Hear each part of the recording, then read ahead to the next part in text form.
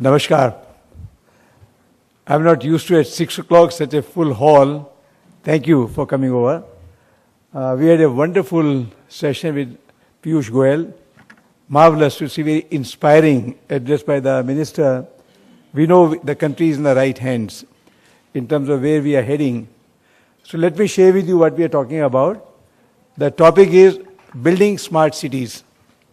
Let me share with you I represent the Indian Green Building Council.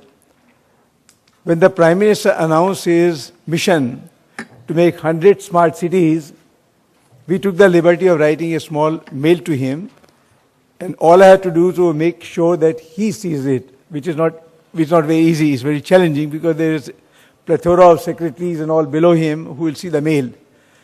I wrote him a simple mail about what we are doing in the IGBC, and I'd like to share with you a little later what we are doing for a few minutes. I wrote to him that, sir, the definition of smart city is very vague, but the definition of green city is eternal. I studied in a place called Banaras.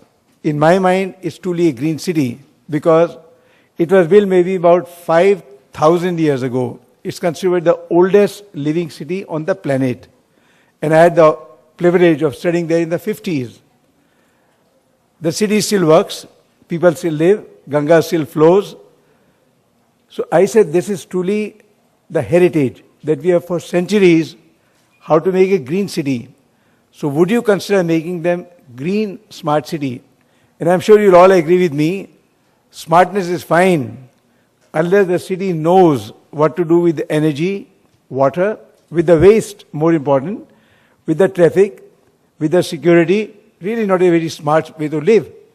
So first of all, we must know what to do with the infrastructure in terms of building a city which will survive and mind you, Banaras must have seen hundreds and hundreds of earthquakes, floods, devastation of all type, but it's still there, survived.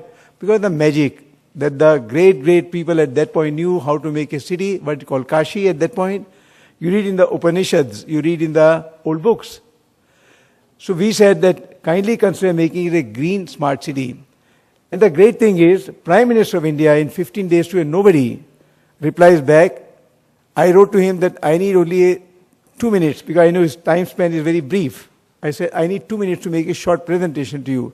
He didn't meet me. The office said send me the presentation, which we did. And he saw the presentation. Remarkable that the Prime Minister of India will see the presentation from a nobody, will listen to our talk from a nobody, and say, write to me, go and meet our Ministry of Urban Development who are made in charge of making the smart city. We did. And the wonderful thing is, they readily agreed that India has green cities. India has lived for centuries with the cities like Ahmedabad, Jaipur, you're aware of them. They've been built 300, 400, 500 years ago, still work beautifully. So what was the learning at that point?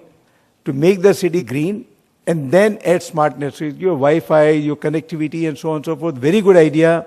People live much more comfortable. But of all, I must know what to do with my waste. I must know what to do with my energy. How much energy do I consume? What do I with the water? Do I take out from the ground and keep throwing back in the river? Answer is no. My friends, you must remember, India has some very unique features. We have the Himalayas. No country in the world has Himalayas except us. What is the beauty of Himalayas? Beyond your climbing the mountain and seeing the Everest and so on, it provides me the monsoon, assured monsoon every year. The clouds will come, the clouds will travel, they go and hit the mountain, and the rivers will start. All my rivers start from the Himalayas. Whether Ganga, whether it's all other rivers, they all started from the Himalayas. Assured fresh water supply. Whatever we lacked, harvesting. We let the water come, use, and let it go down to the sea, become the part of the ocean. Why should that be allowed to happen? What did the old people do in the rishis and all what they did? They made a sarovar. That to me is a green city which knows how to conserve, how to store what comes from the heavens, keep it for all times to come. For centuries, when I went to Banaras, Ganga was called Ganga Ma. In the 50s when I went, water was pure. There was no plastic at that point. When I went to study in America, I remember in 57, plastic had not come to India. We didn't have a television at that point. When I came back, television had come, plastics have come, we invaded all our, even the Everest, and I'm sure you're all familiar, you have read about it. Now here tons and tons and tons of mountain is filled with garbage, with your and my leftover. Why should that be allowed to happen?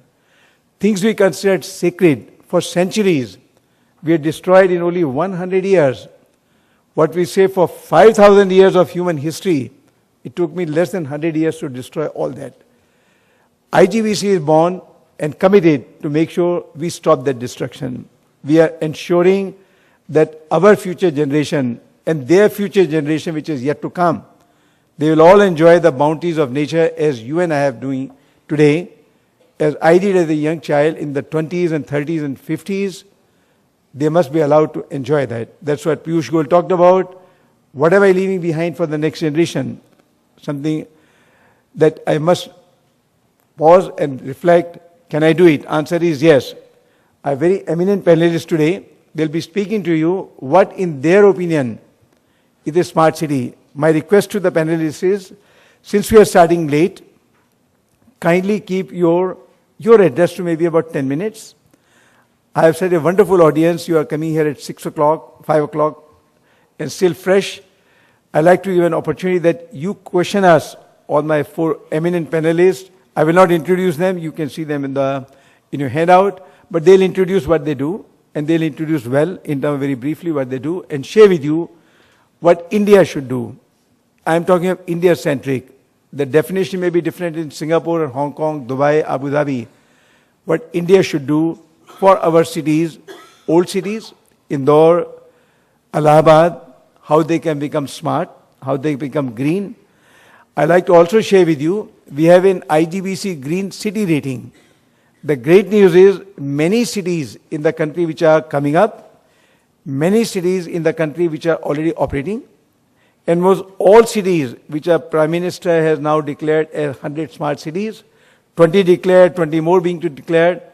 We are working with all of them to ensure we pass on to them that heritage, the learning that we have for the last 15 years, what we have learned, what the old Indians used to do. What did they do with the sewage, root zone treatment plant? No power required.